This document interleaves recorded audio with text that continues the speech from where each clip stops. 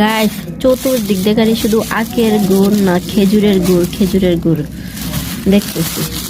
খেজুরের গুড় দেখতে দেখতে আমারও মন চেয়েছে যে একটু খেজুরের গুড় আনি।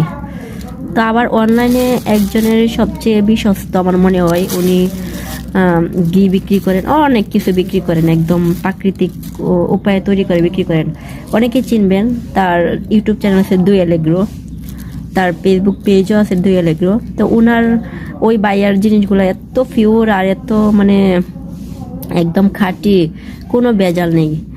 তো ওনার ওই বাইয়ার ভিডিওতে আমি শুনছি যারা নাকি এই খেজুরের রস দিয়ে গুড় তৈরি করে, তারা যদি খেজুরের রসের মধ্যে চিনি দেয় তাহলে নাকি গুড়টা অনেক বেশি শক্ত হয়ে যায়।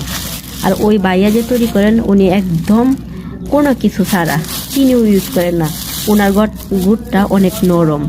আর এই যে এটা আমি বাজার থেকে কিনে আনছি, লোকাল বাজার, এত শক্ত মনে হচ্ছে আমার মাথার বাড়ি দিলে আমার মাথা 3 ভাগ হয়ে দেবো, কিন্তু এই গুড় ভাঙতো না। এই জন্য এটাকে গুঁড়া করবার জন্য এরকম একটা শিল ব্যবহার করবো। বিসমিল্লাহ দিলাম বাড়ি।